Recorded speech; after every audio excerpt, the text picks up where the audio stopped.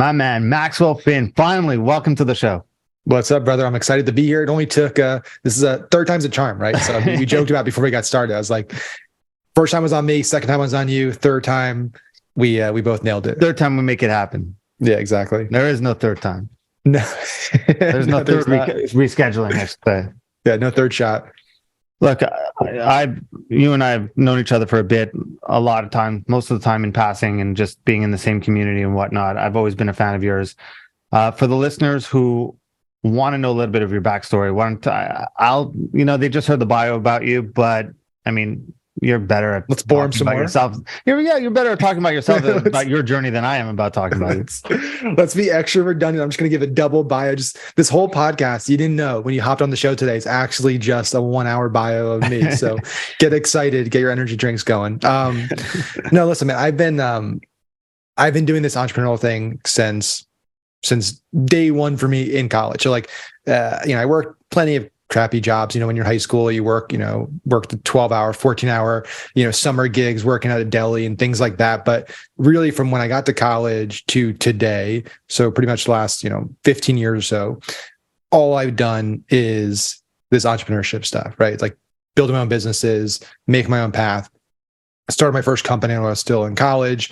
Did the whole Silicon Valley VC thing. We raised money. We built a mobile app, a tech company, way ahead of multiple trends. I'd like to say that the positive thing is a lot of the trends we bet on turned out to be right. We just were way ahead, and we were fighting for, when you're fighting for like certain budgets of big companies, if you're like a new thing, they like most big Fortune 500s, Fortune 1000s have like experimental budgets, and they're very small and everybody's fighting for them. So it's really hard to get that budget. So anyway, we ran that for 2 years, raised the money, built a team, focused on the Silicon Valley mantra of user growth, revenue will come later, business model comes later, until they stop wanting to invest. And then you're like, oh crap, now we have our bank account goes like this every single day. There's no money coming in. That business imploded, lost everything, left it maxed out. I was, negative $15,000 net worth, maxed out my credit cards and everything. But towards the end of that company, I started messing around with some stuff in e-com and Facebook. I started kind of hearing about this stuff. This was very early days, and print on demand. And so I started this apparel brand called Startup Drugs. And part of the reason why I started it was because the insanity of running that tech startup, of just like that whole ecosystem and that world of like building these companies and raising capital. And like, it's so hilarious. And obviously the show Silicon Valley eventually came out and like really poked fun at it. But this is like before that show even came out. And I noticed like there were a few brands out there, but they were all like very positive. It was all like, this is so great. And, all the positive sayings and lingos you see at the big corporate offices, big inspirational posters. And I was like, the reality is like most of the time it sucks. Like most of the time it's really hard. And that's the reality for entrepreneurs. So I built a brand around that, like more being transparent, honest, sarcastic. And it did really well. We had, lots of amazing customers. That's why I have to meet a lot of people that now are like friends, and we've done deals together, like guys like Russell, like who eventually bought Startup Drugs. But then like Miami Dolphins, like lots of interesting people bought stuff from us. Ran Facebook ads. That was how I grew it. So I got really good at Facebook ads. Started realizing people wanted to learn Facebook ads and have me run it. So I started doing some agency work, speeding up this process. Eventually met my current partner, Jeremy Adams, and he was doing business with a guy named Kevin Harrington, who started Sassy on TV. The modern infomercial was the first Shark on Shark Tank. We started an agency together. So we ran an agency for 2 years called Quantum Media, multiple offices, became full service. We were working with dozens of companies as big as 3M and Sam's Club, all the way down to like the crappiest, worst product companies you could think of. And it was like a very wide spectrum of companies we're working with. Towards the end of that, Jeremy and I were like, hey, we want to work with just like the big guys, because that's a lot less of a pain in the ass, a lot more likely to be successful. You don't want to take somebody's last dollar. There's all these companies on here and it's like their last $5,000, their last $10,000. They need it to work. You're the last hope. That's a terrible place to be. So started Unicorn. Flash forward to today, Unicorn basically is a holding company. We have a bunch of brands under that. We have a performance agency, Unicorn Traffic, where we front the ads spend. We collect things on a CPA, CPL basis. We have Unicorn Innovations, which is the education business where we teach. Now it's mainly TikTok, but previously Facebook ads. coaching programs. And then we have a portfolio of e-com properties, content sites, newsletters. In the political sphere, that's a whole other story. We can talk about it if you want to talk about it. That business is booming. All these businesses have their own CEOs, their own teams around them. And most of my role now is more advisor, consulting, helping with a lot of the marketing strategy. I mean, I think we have kind of a similar start in here. Like, I remember when I was first started running Facebook ads, you had to convince businesses. Oh yeah. Like, they were like, what are these things called Facebook ads and how do I know they work? But something that's been unique about you is that you've been right kind of twice that I know of, right? So you were right kind of with the Facebook ad side when you started, but then you kind of shifted pretty quickly when iOS and all those issues started happening and everyone kind of jumped ship. You were like, or everyone was now all in on Facebook, for example. You started to make your way into TikTok, and it boomed. Like, I remember when you first started posting TikTok videos and how to make them and what to look for. I was like, yeah, I still don't know if people are gonna like jump to this platform or not. I don't know. I've seen them come and go, but you were right. What was so attractive to you about TikTok that you saw that trend and you jumped on it? Yeah, it's a great question. The thing is I've been right twice about things, but I've also been wrong about a lot of things. So you only hear about the things you're right about, right? So yeah. there's this show we only talk about the things you're right about. Only the good things. Makes it seem like an entrepreneurs don't fail. Entrepreneurs don't fail. Big influencers don't fail. You never talked about my Vine agency. I went all in on the Vine, started an agency. It failed. No, I didn't do that. But with TikTok, for me,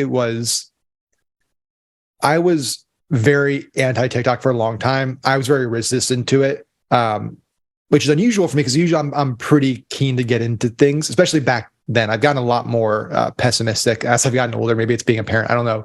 I got more pessimistic about things, and maybe it was a crypto crash, certain things where I'm just like, I'm going to hold off and wait. Even with AI, it was like not diving right out of the gate. But with TikTok, I was resistant to it. Didn't really get it. Didn't really understand it. Facebook banning me definitely, it forced me to look at things differently. And for me, it was like, okay, I've built my entire career on Facebook. I've spoken on Facebook on the biggest stages. I've taught 10,000 plus people how to run Facebook ads, all this stuff. And I got banned from Facebook. And it's like, if it's happening to me, it's happening to lots of people. And so out of necessity, I kind of started looking around because I got bored. I was like, well, what do I do now? We have still team members on Facebook, but I can't do it. So what do I do with my time? And I looked around and said, like, there's got to be something. Like, it can't just be a duopoly. And I saw, hey, well, Amazon's beginning to grow. Like, the duopoly was fading already, and now we know it's definitely cracked. But like, it was already starting to crack. You saw Walmart and Target beginning to grow their own internal in-house ad networks, and I kept seeing TikTok. It just kept popping. I kept seeing every kind of month, every quarter reports coming out of their user growth, their numbers. And they reach out to me and they scheduled a demo to show their ad platform that they were working on. And it was impressive. And I saw they shared a lot of confidential numbers about their user growth. And they're like, now it's all common knowledge. But back then, like, people didn't really understand the time on app, like all the stats that we now know. They were showing that to me. And I was like, this is insane. Like, the amount of hours kids are spending on here, the growth in older demos that's growing on here, like all this stats. And for me to look at, like, was this still TikTok time, or because like I remember Musically? Like, yeah, it was after. So it was okay. TikTok, officially TikTok. Yep. So it wasn't Musically anymore. It was the current app as it stands today. And I really look for two things. If I'm going to invest time on an ad platform basis, one is the ad platform good? Meaning, have they built a good foundation? Are they hiring the right people, recruiting the right people, investing heavily in the tech? Doesn't have to be Facebook level yet, because Facebook has a massive head start, but like, is there a path to that? And then two is the user base. Is the user base big enough for this to be a viable alternative to a Facebook? And both of those answers were yes for the first time I looked at a platform. Because listen, there's plenty of platforms out there like Snap or Pinterest or Twitter, or other platforms that have decently good ad platforms. I know people that do very well on Pinterest and other platforms. They're just not big enough, right? If you want to, Facebook has 3 billion across Messenger, WhatsApp, Instagram, Facebook. So TikTok was getting close to that billion user mark. Like, once you get to the billion mark, you're here to stay. You're not going anywhere, at least in a short period of time. So those are the two indicators that I saw. And then when I saw the demo, and then I saw the people they were hiring, they were saying we're recruiting this person from Meta's ad team, this person from Google's ad team. I was like, they're taking this really seriously. They have a lot of funding as well from ByteDance. They have this massive corporate kind of ownership structure. And so I said, yeah, this looks interesting. We're getting special treatment too. They're going to give us access, which we don't get anywhere else. So like, let's give this thing a try. And listen, I still think Meta is the king. They just have so much more data. I tweeted this the other day. Like Meta has $500 billion worth of historical ad spend under its belt. The platform's been around since I think 2007, 2008 when they first launched. So they have, so much time. They have 15 plus years, $500 billion in spend to develop this incredibly powerful algorithm and ad platform.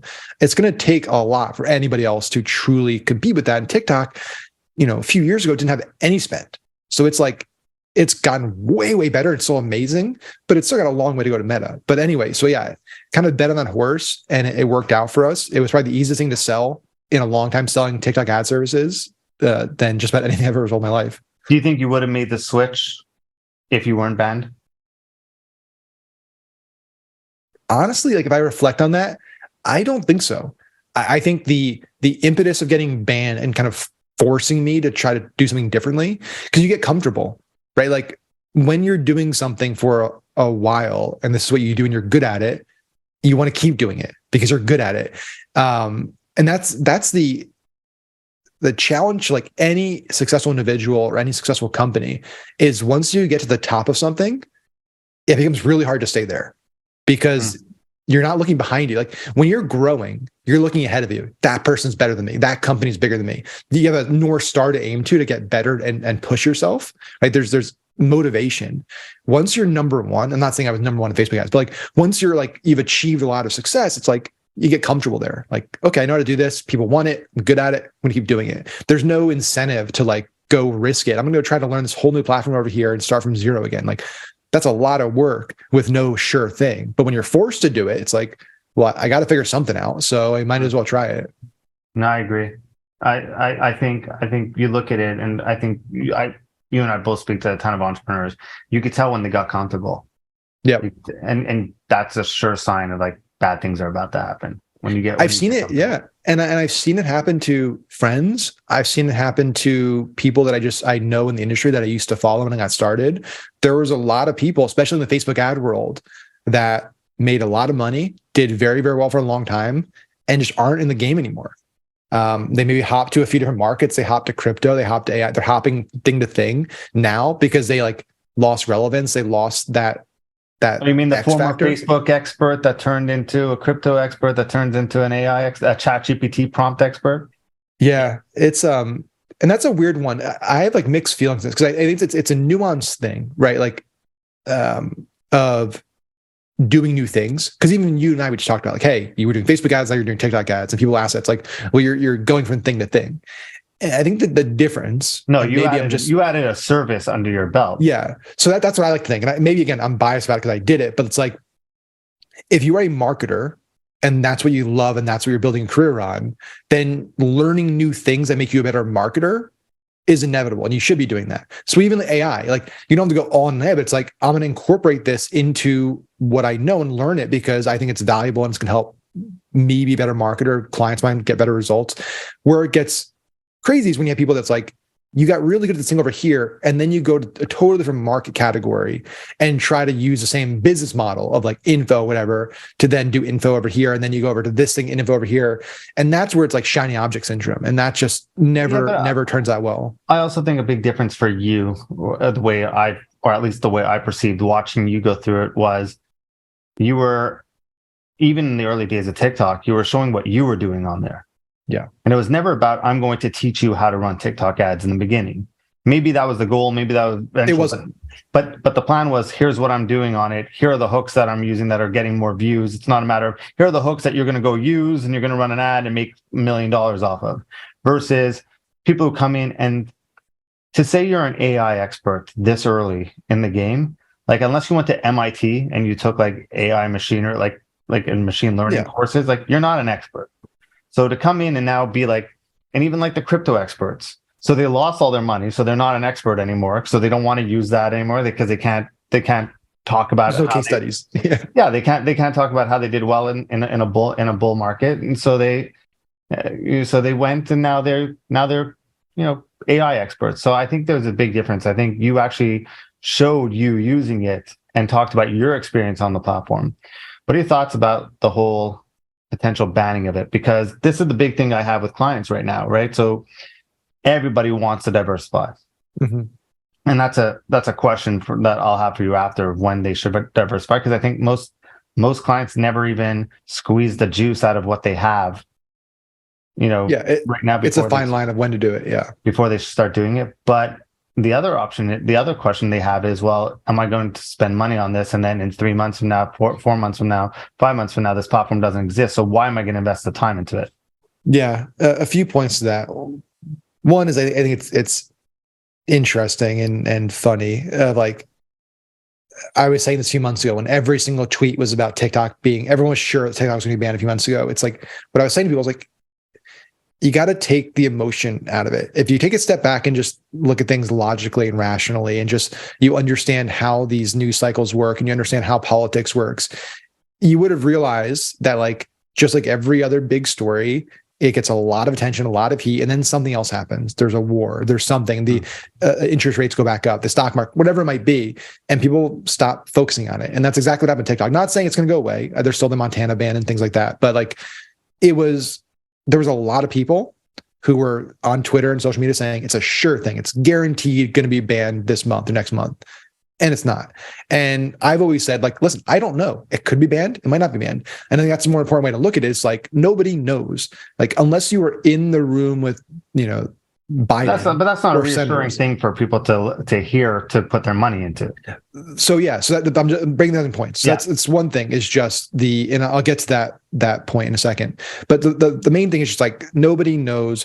But if I had to bet on it, I would say that it's highly, highly, highly unlikely, like a single digit % that it gets banned, for a multitude of reasons. I've done a lot of longer form videos. I don't want to bore people on this, but just like the way our political system works, first of all, it's division is built into it. Conflict is built into it. Making things difficult to get past is built into it. We have the debt ceiling, which is a priority. So there's all these things that are going to be a priority over banning TikTok. That's one.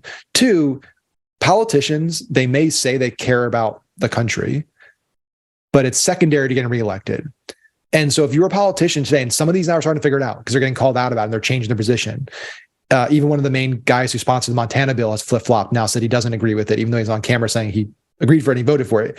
Young voters that's where the growth is, right? 65-year-olds, 70-year-olds, they're already locked into who they're going to vote for. They're not going to change, right? They're going to vote Republican or Democrat. They've been voting that way forever. Politicians want to get the next generation of voters to vote for them.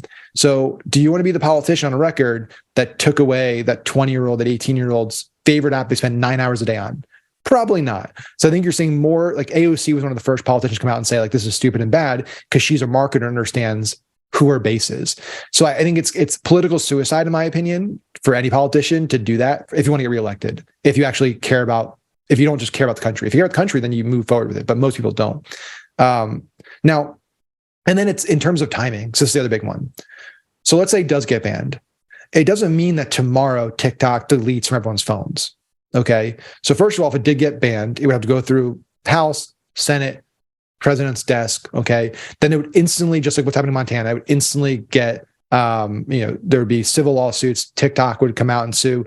It would probably go to the Supreme Court, be a Supreme Court case. It takes a long time to go to Supreme Court. It's not just like you walk up there and say, we want to hear the case today. They schedule that a long time.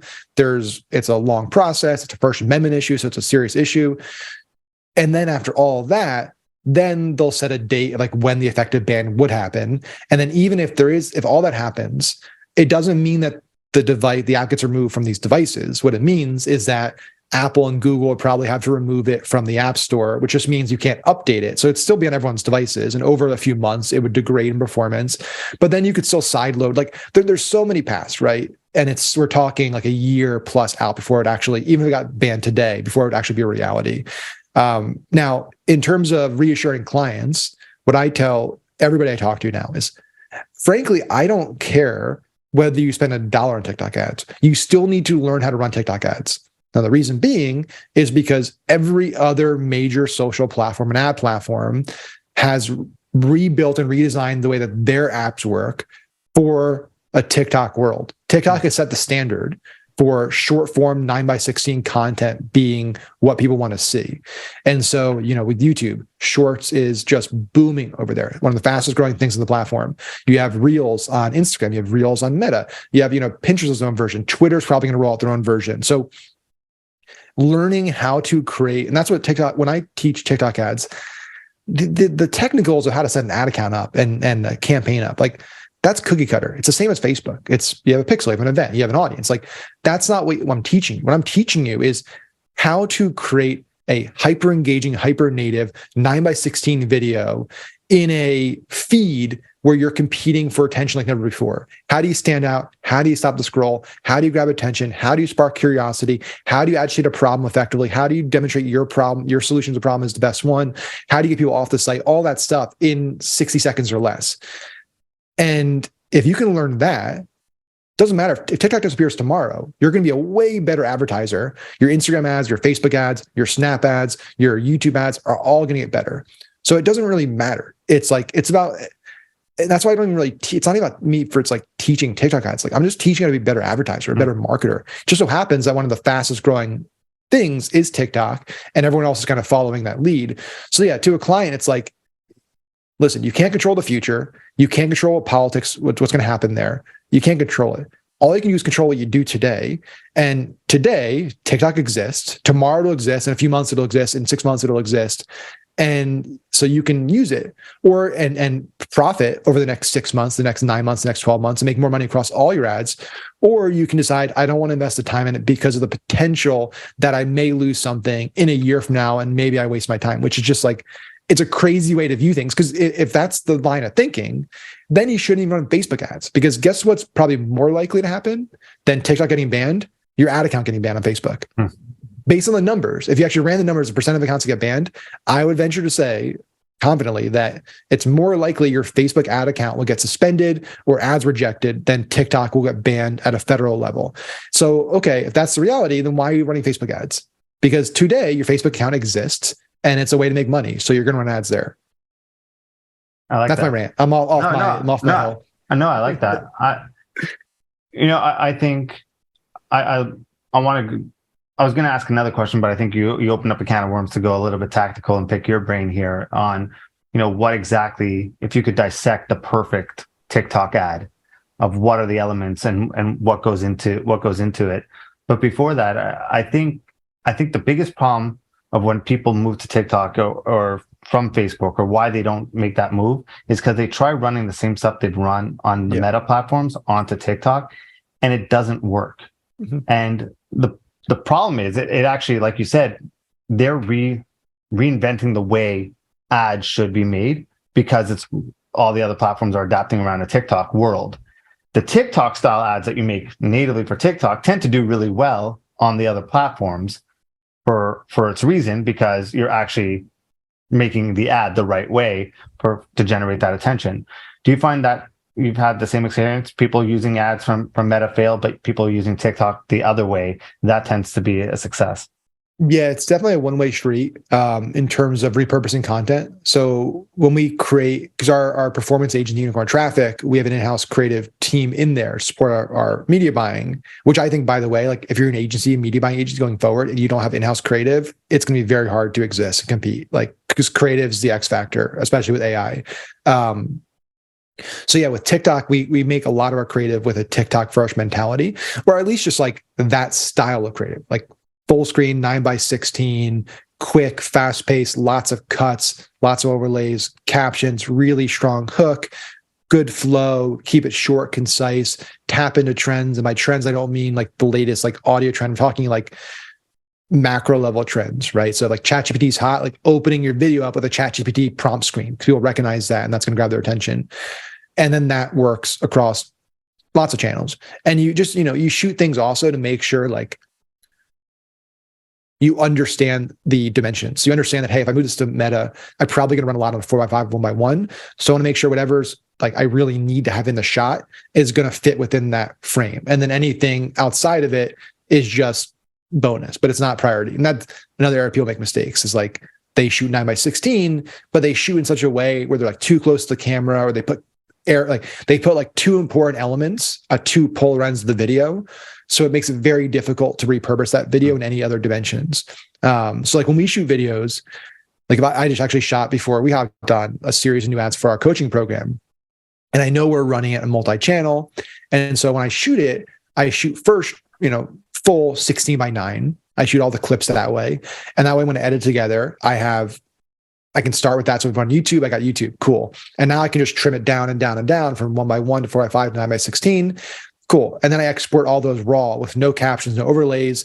That way, our guys on Meta, our guys on TikTok, they can do whatever they want to them. Clean version. Yeah. Then I'll run a version where it's, hey, add the captions, add the overlays. Cool. So you're basically starting from like the most usable possible framework and then narrowing it down and making it a little more customized for each platform. But unfortunately, most people start too narrow and they try to go out, and it's like impossible to do that. So they can't maximize their creative as much as they possibly could. And they get like the black screens on the sides. Yeah, it just looks bad. Yeah. So what makes an incredible, short form, like TikTok world ad? Yeah, I mean, it's hard to say exactly because it's based on industry. So one of the things we tell a lot of our students and clients is like understanding the subculture on the platform. So if you're in, the finance space or the health and wellness space or the beauty space, like there's going to be big creators who crush it. And there's going to be ways that they create their content, ways they speak, trends they're using, styles they're using. And so it's about understanding that first. So if hey, I'm in beauty and I know a ton of the big beauty creators the last 30 days, the content's going viral for them is this, interview style where they're talking with other beauty influencers about their favorite lipsticks, going back and forth with the mic or something like that, which is a very popular style that's running right now. Cool. I'm going to make sure I use that for my ads because that's the format and framework at a high level that's working for that industry. In terms of like general principles, or it could be, green screens, it could be, POV, it could be, what I really like, a framework that I like that works a lot for e-commerce is like showing the entire customer journey. A lot of people show the unboxing videos, which is cool, but like starting with a green screen and somebody actually like seeing the ad. And this is a great way to get more life out of your ad. So if your ad dies and it's a really good ad, what you should do is then have a creator shoot an ad doing green screen of the ad saying, hey, you've probably seen this ad all over your TikTok. I thought it was BS, but I actually tried it. And here's what happened. So you're able to get extra life out of a really good ad by doing a green screen. It's like an exception. And then showing them clicking it, showing green screen of them on the store, buying it, checking out, hey, I got this cool deal. I got this cool code I use and it gave me 20% off. Awesome. Cool. Got it. Then cutting to the door knocking, POV of the door opening, box at the door.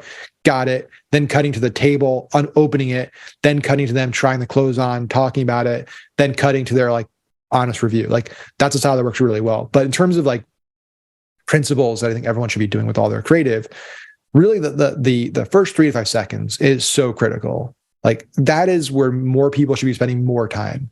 Instead of shooting like 10 different ads, I would rather people shoot like 1 or 2 ads and then invest a lot more time on coming up with 5, 6, 8 different hooks. Like what's a really compelling, really curiosity driving sentence that I can say that somebody's going to be scrolling and they're going to hear and be like, what did he just say? That's crazy. That's weird. That's a lie. That's BS. Like you want a feeling, an emotion, right? You want to think something, feel something, and want to actually hear the answer to it. So that hook is so critical. What you're saying, what you're doing. So it's not just about what you say. That's another mistake people make is think, I'm just going to say a hook and it's great. But if you're just doing it on a white wall, holding the phone, visually that's boring, right? Because you're scrolling through TikTok, scrolling through Instagram Reels, and you're seeing face, face, face, face. Nothing stands out. Nothing interrupts the pattern. Example I love to give, people that have heard me speak probably have heard the example before, but guy runs a Ford dealership on the showroom floor of his dealership in front of an F-350 6-figure truck holding a brick. That's how the video opens. So you see the car, brick, throws the brick at the windshield of the car. That's how the video opens. And the brick bounces off the windshield. That's a great opening motion. because it's like, holy shit, this guy's is he gonna throw a brick at a car? Like, no, he's not gonna do it. And he does it.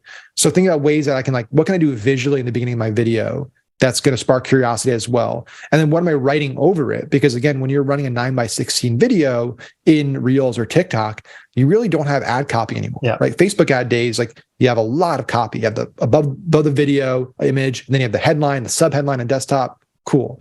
With the 9:16, you got 1.5 lines of text, and it's very hard to read. You got nothing there. So you want to make sure you run some type of 2 lines headline at the top for the first 5 seconds. That's also going to say something really interesting. And so the goal there is like, I'm taking almost like a shotgun approach. Instead of assuming that just what I say is going to resonate, it's like, okay, I'm going to say something really crazy and interesting. I'm going to write something really crazy and interesting. I'm going to do something really crazy and interesting. And between those 3 things, I have a pretty good shot at getting the person to actually watch my ad. So that's the area where I think like there's so much juice to be squeezed out of that. Going back to your analogy of like, the kind of the juice analogy there, it's like so much ROI in just getting really good at hooks.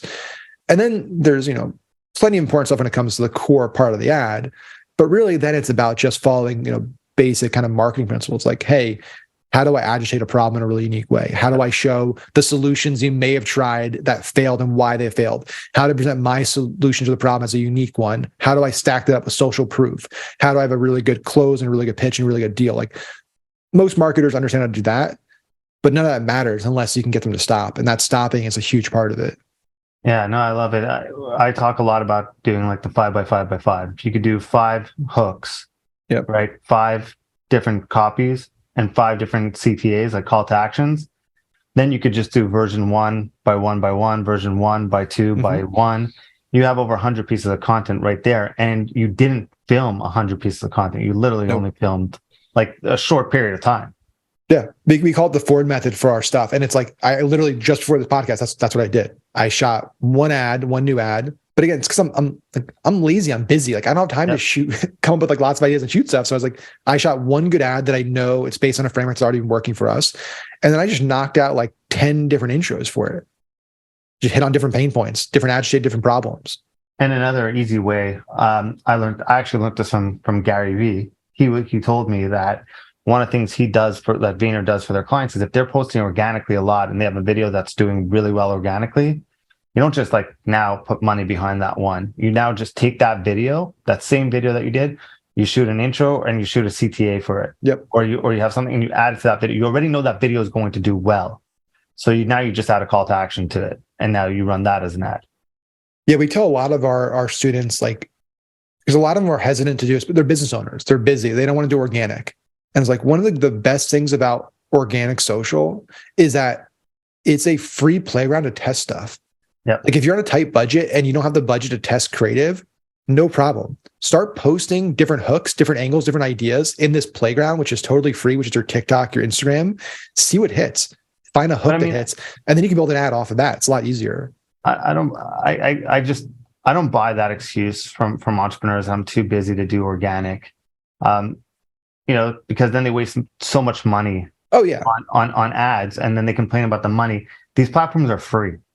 Yep. Like the best advertising platforms in the world that you wish existed 20 years ago if you had a brand, but you're telling me you're too busy to use it for free, but you also don't have the money to do it for pay. Like what do you... People making excuses. Yeah. It's 100% excuses. And so it's something I see a lot from consulting. I go in and it's very easy to see. They make excuses and blame.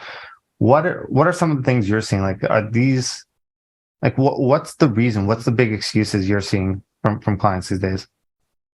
The big reasons why they don't do like organic, or just excuses just in general? Just excuses in general. Let's talk entrepreneurship for a second.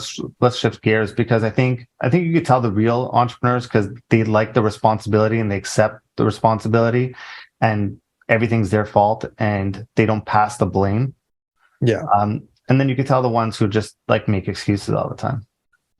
Yeah, I mean, the biggest one that I've always seen from like a blame perspective, being in the agency world for so long, is it's twofold. One is like the blame almost always gets put on the media buyer, and the success of the business almost always gets put on the media buyer and the marketing agency. And it's mainly just because it's the one person in this big machine that kind of gets like instant results. Everything else kind of, you make a change, you do something differently. It takes time to notice whether this work didn't work.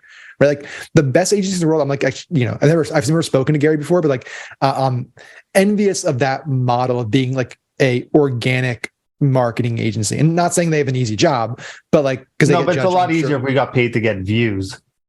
So it's like to get it's results. much harder for businesses to judge whether their social media marketing agency is a good ROI for them versus their media buying agency that spent $1,000 today and made $2,000, or spent $1,000 and lost $500. Like, just totally different.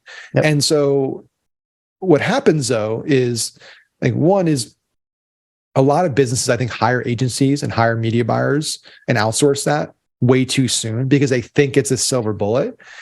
And a media buyer, you need to remember, if you're a business owner out there and you're a smaller business, like a sub 7-figure business owner, like, a media buyer only like, our job is to get somebody from A to B. It's to get somebody from Facebook or TikTok and get them to your offer. And obviously in that process, get them more likely to buy, get them excited, overcome some objections, do all that stuff. But like, really, we're getting somebody from A to B. If where they get on B sucks, if the offer is bad, if the pricing is off, if the language and the USPs are off, if the avatar you're going after, like, there's so many things that most people haven't figured out yet.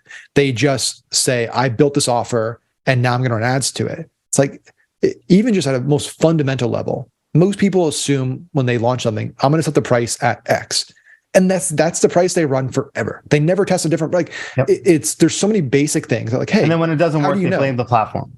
Yeah. They blame the platform. They blame the media buyer. They blame everybody else. And the reality is, I would say, sometimes it's media buyer, sometimes it's a bad media buyer, bad ads, but a lot of times it's, if the offer was better, if the AOV was better, if the LTV was better, if there's 100 other things that would be better, the ads would work. Right. And a lot of it comes down to today. I'm going to push you on that, because I agree. But whose responsibility is that?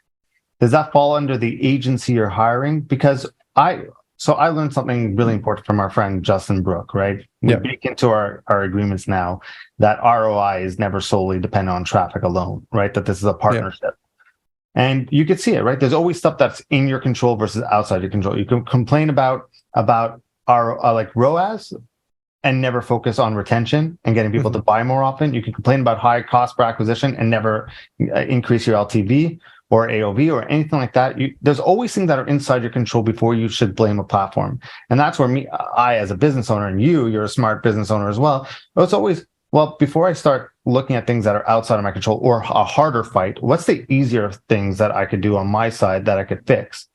But the one thing that I want to push, that I want you to go a little bit deeper on is when they sit there and say those things, that the things that are inside their control versus outside their control, or who to blame. You have an agency that you're hiring to run ads. At what point does scope creep start coming into play, when it's like, hey, I'm going to redo your entire offer? Now we're talking about conversion on your site. Or does all this need to be done as a full audit that agencies aren't doing from the get-go before they even take a dime from a client, and look at those things before? How do you like balance that? Yeah, it's an awesome question. I think if you're an agency owner watching this, like, this is a really important thing to understand. And it's an opinion, but we've built 4 agencies now, and so I have every, from the full service one to the high end ultra premium boutique one, kind of every one you get the performance. At the end of the day, you're the one that says yes to take the check, right? So business came to you, you should have done your due diligence on the business and understand where they are today.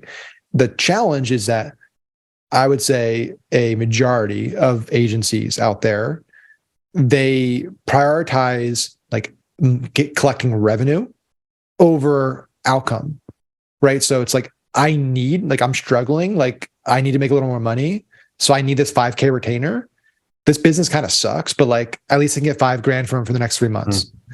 And that's maybe they don't say it like that, but that's kind of the mindset I think a lot of agency owners look at it. It's like, this is just a client, it's a check. They're giving me money. Cool, I'm going to take the money. Even if I don't really believe in the business, I think it's a crappy product. I don't, think it can be like it's not going to make money, whatever it might be. And so for us, it's like, we don't take on, we have like really, really, especially now we do performance, like we have really lengthy, strict criteria before we will take your money.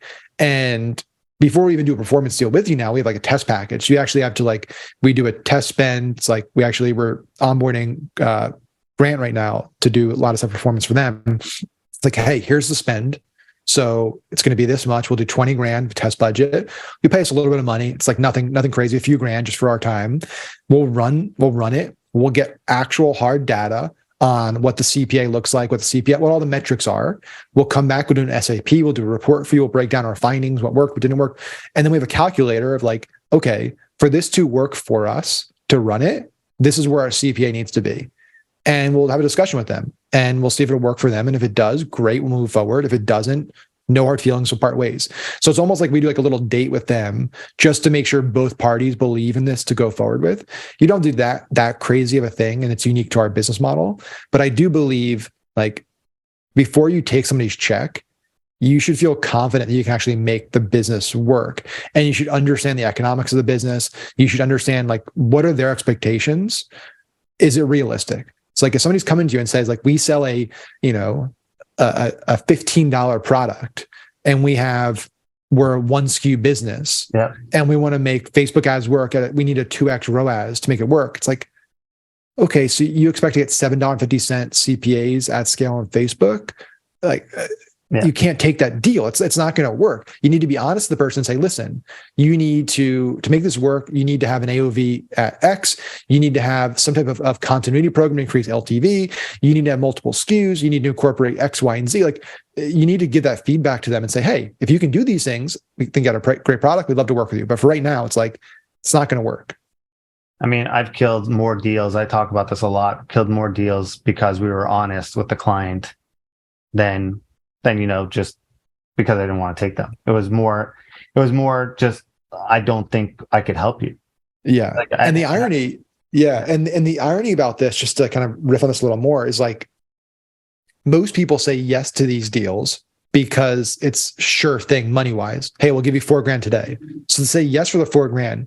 The irony about this though, is it ends up usually in most cases costing you money, because what'll happen is you'll say yes to that person, right? Let's say you get a 3-month contract at $4,000. So you get $12,000, cool, over 3 months. And that person is going to be a pain in the ass. That person is going to be on you every single day. They're going to be bugging you because the results are going to suck. They're going to be soaking up all of your energy and your bandwidth. And guess what's going to happen? That other client you have that's on a percent of ad spend, that is just a monster client that's amazing, that you could be scaling massively. You're going to lose time and energy and attention from them for this client. And you could probably make that $12,000 up just if you had scaled that person for the next 3 months. So you end up basically hurting your big clients and your big offers because you're putting out all these fires for the small guys. And you end up losing more money and losing big deals and hurting reputation, because that big client could have sent you more big clients and given you great testimonial. But because you sacrificed time on their account for this person over here, now you have 2 pissed people, because that person's still going to be pissed at you, no matter how much time you put in. And then you're going to, we don't talk about the other part of it, which is the churn, right? So it costs you way more money to replace a client than it does to like acquire them, right? Because it's massive. So I agree with you, but I still think there becomes a point where it's like, okay, I think there needs to be a package, and we don't have this because we end up going above and beyond, and we jump on strategy calls because we know if we're doing platform or a specific platform where we're running, it depends, like our success depends a lot on strategy and whatnot. So we're going to go on it because we want to keep our job as well. So we jump on these strategy calls, but I do think there has to be a point, and we're talking about this internally, that strategy has to be a component to the deal, that you're going to get a growth strategist on the call. that every agency needs a growth strategist involved that understands the macro of what's going on, not just the platform. So you're getting a media buyer, you're getting a growth strategist on there that could consult and come in and talk to your web developer about their conversion rate and what it needs to be at in order to get the result, and talk about the macro. If you want to implement, fine, you can make a bunch of different deals and find, web developers or agencies that do web developing and make a partnership. But I still feel like a lot of it now, we do a lot more educating for clients than we ever needed to do. Yeah. And we spend a lot more time on calls going over the same thing, educating the clients on the same thing over and over and over again, and having the calls of educating them than we do on actually explaining to them about the results that's going on the platform. And I do think at some point that agencies that are doing that because they want to over deliver, they want to go above and beyond, and they want to keep their job. I feel like there has to be some meat in the middle there. Yeah, I agree. I don't think there's anything wrong with doing the strategy and the ideation. I think it's two things. So one is there needs to be there is when you want to pitch strategy as an extra component to it, and they sit there and say, well, no, your success depends on giving us a good strategy, so you should want to do strategy to begin with. Yeah, it's also, so it's like making sure the business before you onboard them. So there's two things. One is like coming on as a client, they need to have some baseline metrics. It can't be like, you're not where we need you to be yet, and then we're going to strategy. It's like, okay, based on your current numbers, AOV looks solid, your economics look solid. Yeah, the negative cash conversion cycle. So from a cash perspective, it's awesome. Like all kinds of great stuff. Cool, you got that. And then just gravy beyond that. Then it's like, okay, then it becomes in your best interest to give ideas. It's both parties' best interest. It's if I can help you improve your AOV and improve your retention and all that stuff, it means you have a higher AOV, which means we can scale more, or you're just happier more with the current ROAS. And so we do that now with a lot of performance clients because, like, for example, we're flying out to Austin to meet with Onnit next week. We've been a performance partner for 5 years with them. Yep. And we've done, 10+ million in commissions, and it's a great partnership. And we're always sharing ideas with that team over there because it's in our best interest, because if they can increase our AOV, they can pay us a higher CPA, we make more money. So yep. We have aligned goals on the strategy, and strategies. It's one thing if it's just like, we're going to have a regular strategy session, meet in person, cool, give you ideas. They have the resources to implement. We're not the implementers. That's where it's a slippery slope, where it's all of a sudden you start adding services where you're now doing like this. This what happened with Quantum. We started as a Facebook ad agency essentially. And then all of a sudden one person said, well, we need a funnel. I don't have the ability to build the funnel. So we ended up building the funnels for them. And then it was, well, you need email automation. It's like, well, I don't know. I'm a one-man show. I don't have email automation. So we had to build email sequences. Then all of a sudden you're doing social media marketing, you're doing email, you're doing running funnel the business, building. pretty much. You're running the business. And there were a lot of clients that we did that for. The lot that failed, but a few that now are massive companies that we have no stake in, like that we were a huge part. There's one, I won't give the specifics of it, but like one of those businesses was doing, I think we started with them, they were on WooCommerce back in the day. They were doing like $5,000 a month in revenue, doing business, $5,000 a month in revenue. We got them to about 500,000 a month pretty quickly within a 3 to 4 month window.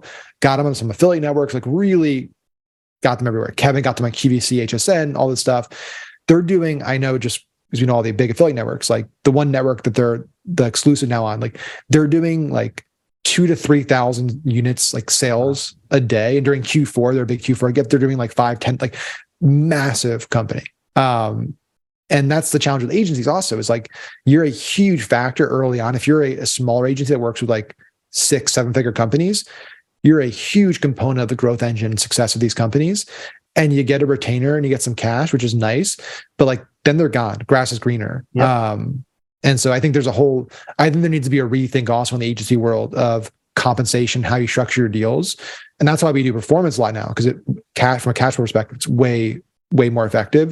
And then we're also doing more equity deals, because it's like, we're such a key component in these companies that getting a, $10,000 or 15% of ads, whichever higher, like it loses its appeal after a while, after seeing company after company become a 9-figure, 10-figure company, get sold 50 million, get sold for 100 million, get sold for $250 million. Yep. No, I agree with you.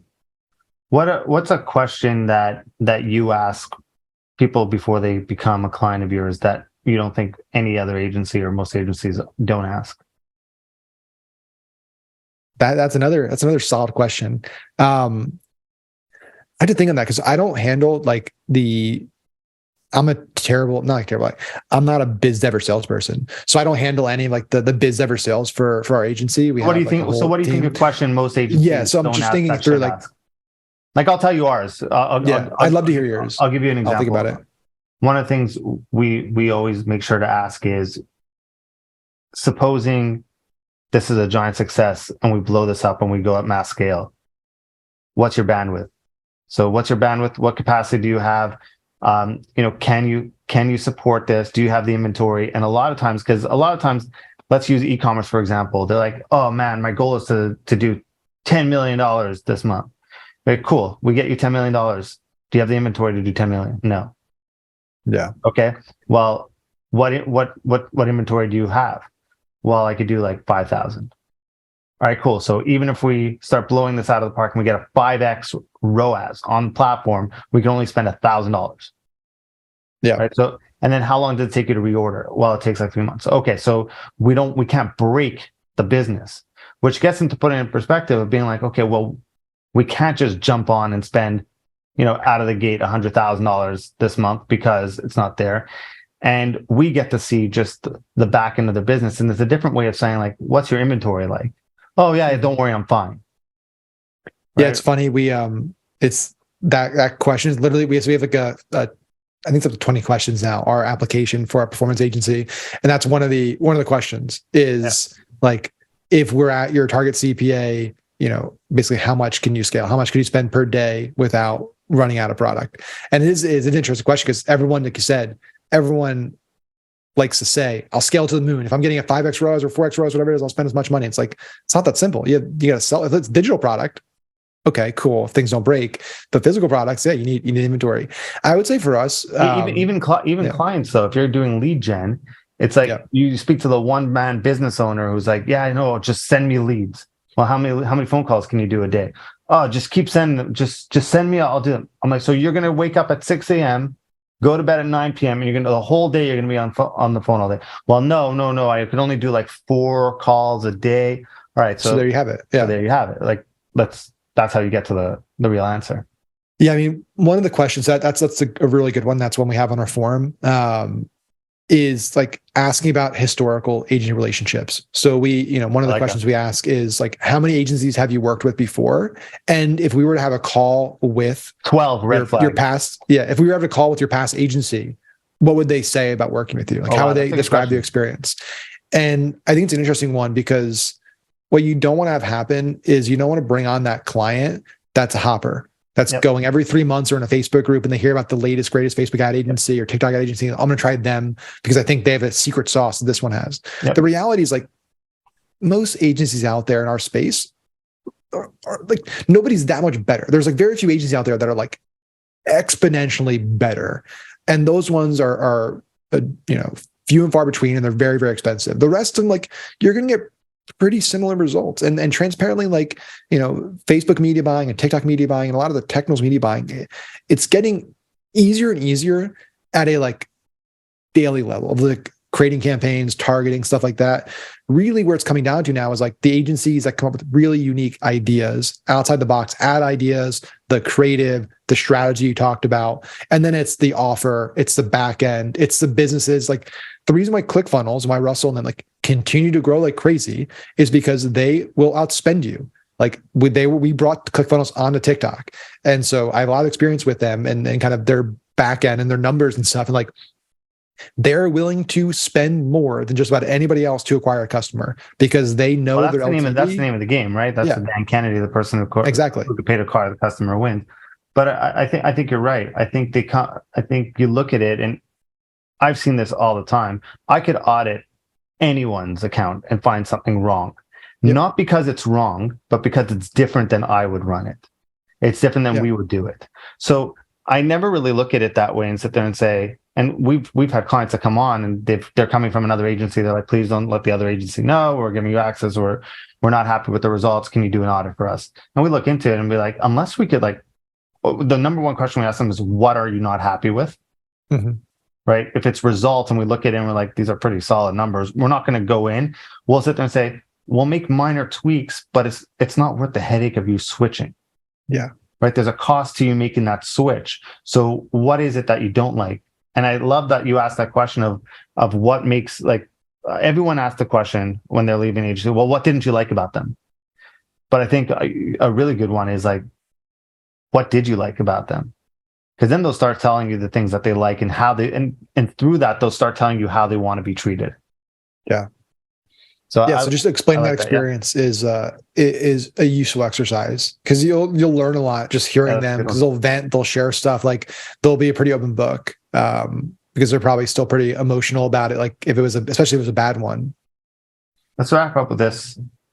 It's been an interesting time for marketers with cookie lists, AI, Mhm. all this going on.